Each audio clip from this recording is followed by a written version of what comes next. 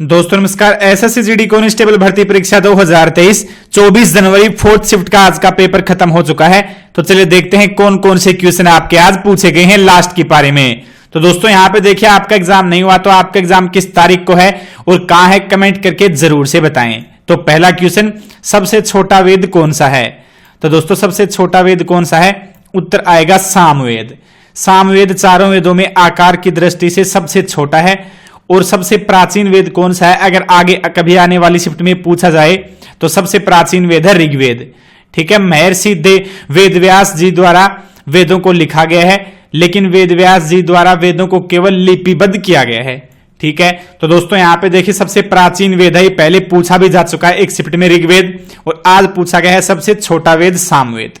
Next question, Arjun पुरस्कार कब से शुरू हुआ? तो दोस्तों अर्जुन पुरस्कार की शुरुआत कब से हुई ये आपका पूछा गया है। अर्जुन पुरस्कार की शुरुआत हुई सन 1961 में। ठीक है, इस पुरस्कार का प्रारंभ 1961 में हुआ था। अर्जुन पुरस्कार खिलाड़ियों को दिए जाने वाला एक पुरस्कार है जो भारत सरकार द्वारा खेल के क्षेत्र में उत्कृष्ट प्रदर्शन के लिए दिया जाता है। तो दोस्तों अर्जुन पुरस्कार की शुरुआत 1961 में की गई थी और इसका उद्देश्य खिलाड़ियों को यहां पे सम्मानित करना है। तो पुरस्कार स्वरूप 5 लाख रुपए की राशि और अर्जुन की कांस्य प्रतिमा और एक प्रशस्ति पत्र दिया जाता है। तो अर्जुन पुरस्कार में कितने रुपए की राशि दी जाती है ये भी पूछ सकता है आगे आने वाली शिफ्ट्स में। अगर आपका एग्जाम नहीं हुआ तो याद जरूर से रखना। ठीक है दोस्तों, अगर आपका एग्जाम इसी पारी में था तो कमेंट बॉक्स में बताएं कि आपने कितने क्वेश्चन अटेम्प्ट किए, यानी आपका स्कोर कितना रहा। नेक्स्ट क्वेश्चन दोस्तों आपका सुप्रीम कोर्ट से पूछा गया है। सुप्रीम कोर्ट संविधान के किस भाग में है? ठीक है, तो सुप्रीम कोर्ट का वर्णन किस भाग में किया गया है संविधान में?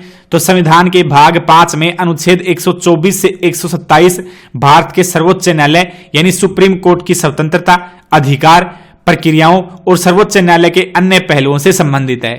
तो सुप्रीम कोर्ट संविधान के किस भाग में वर्णित है? तो भाग 5 में, और अनुच्छेद है 124 से 147। तो ये आपका आज सुप्रीम कोर्ट का क्वेश्चन है। ये पूछा गया है कि ये संविधान में कहां पर वर्णित है, यानी इसका जो पूरा अधिकार है, स्वतंत्रता है, इसकी प्रक्रियाएं हैं, वो किस भाग और अनुच्छेद में यहां पे समाहित हैं। नेक्स्ट क्वेश्चन दोस्तों, अंतिम पंचवर्षीय योजना किससे संबंधित थी? तो पंचवर्षीय योजनाओं से जुड़े हुए काफी क्वेश्चन अब तक आ चुके हैं, बहुत सारी पारियों में आपके क्वेश्चन आ रहे हैं। तो दोस्तों आज पूछा गया है इस शिफ्ट में कि अंतिम पंचवर्षीय योजना किससे संबंधित थी? तो दोस्तों उत्तर आएगा तीव्र, अधिक, समावेशी और धारणीय विकास से। ठीक है, अंतिम पंचवर्षीय योजना है ये 2012 से 2017 तक रही। ठीक है, बाद में सरकार ने पंचवर्षीय योजनाओं को बंद कर दिया और अंतिम पंचवर्षीय योजना है ये 12वीं पंचवर्षीय योजना थी 2012 से 2017 तक। ठीक है, इस योजना का उद्देश्य बुनियादी ढांचा परियोजनाओं को मजबूत करना और सभी गांवों को बिजली आपूर्ति प्रदान करना था। इसके बाद में दोस्तों यहां पे अगली पंचवर्षीय योजना सरकार की तरफ से नहीं बनाई गई। ठीक है, नेक्स्ट क्वेश्चन, आपातकाल की घोषणा कौन करता है? तो दोस्तों आपातकाल की घोषणा कौन करता है? उत्तर आएगा संविधान के अनुच्छेद 352 के तहत राष्ट्रपति केवल तभी आपातकाल की घोषणा कर सकता है जब उसके पास प्रधानमंत्री और उनके केंद्रीय मंत्रिमंडल द्वारा लिखित रूप में संकट की स्थिति की पुष्टि हो। तो दोस्तों आपातकाल की घोषणा राष्ट्रपति के द्वारा की जाती है अनुच्छेद 352 के तहत। ठीक है, अगर आपका एग्जाम आगे होना है तो यह भी जरूर से ध्यान रखना कि आपातकाल की घोषणा किस अनुच्छेद के तहत की जाती है। तो अनुच्छेद 352 के तहत। और राष्ट्रपति घोषणा करते हैं आपातकाल की, लेकिन वो तभी घोषणा कर सकते हैं जब उनके पास प्रधानमंत्री और उनके केंद्रीय मंत्रिमंडल द्वारा लिखित रूप में संकट की स्थिति की पुष्टि हो, यानी राष्ट्रपति अपने मन से यहां पे आपातकाल नहीं लगा सकते। ठीक है, नेक्स्ट क्वेश्चन, चांद पर थूकना मुहावरे का अर्थ क्या है? तो दोस्तों देखिए मुहावरा पूछा गया है और जैसा कि मैंने आपको देखिए बार बार बताया है कि जो भी मुहावरे आपके आ रहे हैं या फिर आपके विलोम शब्द और पर्यायवाची शब्द आ रहे हैं वो बिल्कुल दैनिक जीवन वाले हैं, यानी वो आम बोलचाल की भाषा में भी काम में लिए जाते हैं, बहुत ज्यादा हार्ड नहीं आ रहे हैं। तो चांद पर थूकना मुहावरे का अर्थ है महान व्यक्ति पर लांछन लगाकर स्वयं अपमानित होना। ठीक है, या भड़कर बात करना। तो इसका अर्थ ये हो जाएगा। नेक्स्ट दोस्तों आपका भारत जोड़ो यात्रा में प्रियंका गांधी राहुल गांधी के साथ पहली बार कहां शामिल हुई? तो भारत जोड़ो यात्रा में प्रियंका गांधी पहली बार कहां पर शामिल हुई? उत्तर आएगा मध्य प्रदेश में शामिल हुई।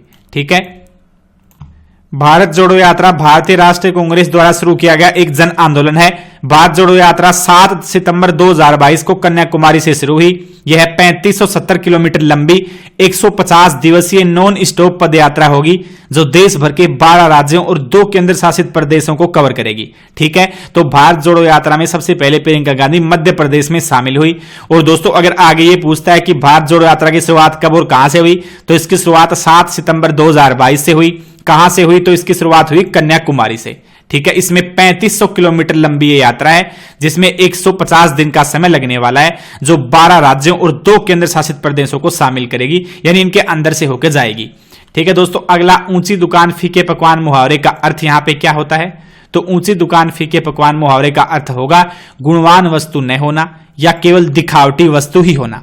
ठीक है, तो दोस्तों यहां पे देखिए आज जो आपके एसएसजीडी 24 जनवरी 4th शिफ्ट एग्जाम में क्वेश्चन पूछे गए हैं वो मैंने आपको बता दिए हैं। आपका एग्जाम अगर आज था तो कमेंट बॉक्स में बताना कि आपने कितना क्वेश्चन अटेम्प्ट किया और आपका यहां पे स्कोर कितना रहा। ठीक है, इसके अलावा दोस्तों डेली ऐसे ही पेपर एनालिसिस देखने के लिए आप चैनल को सब्सक्राइब करके हमारे साथ जरूर से जुड़ जाएं। यहां आपको सबसे सटीक पेपर का एनालिसिस अवेलेबल करवाया जाता है। थैंक यू, जय हिंद, वंदे मातरम।